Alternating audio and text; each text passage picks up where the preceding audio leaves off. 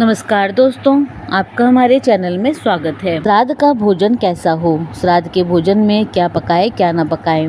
दोस्तों, श्राद्ध का भोजन अतिरिक्त शुद्धि चाहता है। आइए जानें श्राद्ध के भोजन में बरती जाने वाली सावधानियाँ।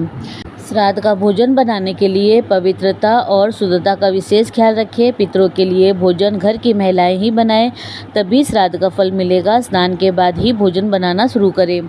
किन चीज़ों का इस्तेमाल करें? श्राद्ध में सिर्फ सात्विक भोजन ही बनाया जाता है। इसमें प्याज, लहसुन, पीली सरसों का तेल, बैंगन का प्रयोग नहीं करना चाहिए। साथ ही हींग और काला नमक का प्रयोग भी नहीं करना चाहिए। भोजन में इस्तेमाल होने वाला दूध, दही, घी गाय का ही होना चाहिए। जिन पूर्वजों का श्राद्ध कर रहे हैं, अगर उनकी रुचि का भोजन बनाकर श्रद्धा के साथ खिलाया जाए तो जीवन भर खुशहाली बनी रहती है। श्राद्ध का भोजन बनाते वक्त चप्पल ना पहने। श्राद्ध के भोजन में खीर का विशेष महत्व है। इस दिन पूड़ी, आलू की सब्जी, कद्दू की सब्जी, मिठाई, जलेबी आदि बनाएं। भोजन में किसी भी झूठी चीज़ों का प्रयोग ना करें। ब्राह्मण भोजन से पहले पंचबली भोग लगाए, जिसमें गाय, कुत्ते, कौवे, देव और चींटियों के लिए पत्तल में भोग निकाला जाता है। मान्यता है कि इन्हीं के द्वारा पितर भोजन ग्रहण करते हैं। ब्राह्मण भोजन कराने तक स्वयं अन्न ग्रहण न करें। ब्राह्मणों को पत्तल, चांदी या फिर कांसे के बर्तन में ही भोजन खिलाएं। श्राद्ध में भोजन के लिए कांच, प्लास्टिक, चीनी के बर्तनों का प्रयोग वर्जित माना जाता है। साथ ही केले के पत्ते का प्रयोग भी ब्राह्मण भोजन के लिए नहीं किया जाता। संभव हो तो ब्राह्मणों को दक्षिण दिशा की तरफ मुंह करके आदरपूर्वक बिठाएं। कहते हैं कि पितर दक्षिण दिशा से ही आते हैं। जौ, मटर, सरसों का उपयोग श्रेष्ठ है। ज़्यादा पकवान पितरों की पसंद के ही होने चाहिए। गंगा जल, दूध, शहद, कुश और तिल सबसे ज़्यादा महत्वपूर्ण है।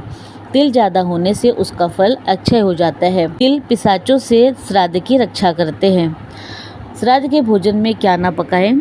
चना, मसूर, उड़द, कुल्थी, सत्तू, मूली, काला जीरा, कचनार, खीरा, काला उड़द, काला नमक, लौकी, प्याज और लहसुन, बड़ी सरसों, काली सरसों के पत्ते, बासी खराब अन्न, फल और मेवे। रेशमी, ऊनी लकड़ी, कुश जैसे आसन पर भी बैठा सकते हैं।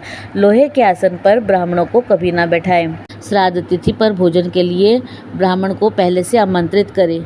दक्षिण दिशा में बैठाएं, क्योंकि दक्षिण में पितरों का वास होता है। हाथ में जल, अक्षत, फूल और काले तिल लेकर संकल्प कराएं। भोजन दोनों हाथों से परोसे। एक हाथ से परोसा गया भोजन राक्षस छीन लेते हैं। बिना ब्राह्मण भोज के पितर भोजन नहीं करते और शाम तक लौट जाते हैं।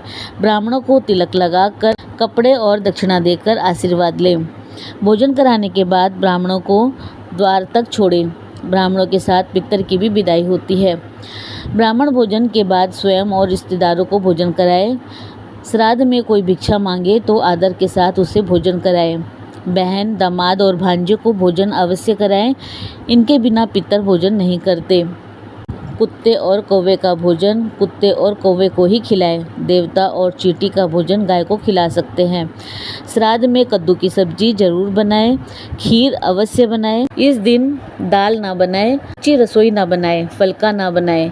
इस दिन पूड़ी बनाएं, पक्की रसोई बनाएं। पितरों के भोजन में थोड़ा सा दही भी रखना चाहिए।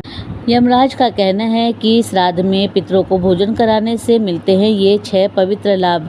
श्राद्ध कर्म से मनुष्य की आयु बढ़ती है। पितरगण मनुष्य को पुत्र प्रदान कर वंश का विस्तार करते हैं। परिवार में धन धान्य का अंबार लगा देते हैं। श्राद्ध कर्म मनुष्य के शरीर में बल और पौरुष की वृद्धि करता है तथा यश और पुष्टि प्रदान करता है।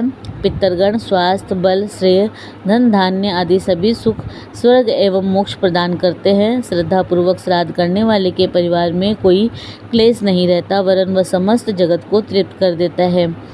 दोस्तों, इसी प्रकार और भी रोचक जानकारी के लिए आप हमारे चैनल को लाइक, शेयर व सब्सक्राइब करें। हमारे चैनल में विजिट करने के लिए धन्यवाद।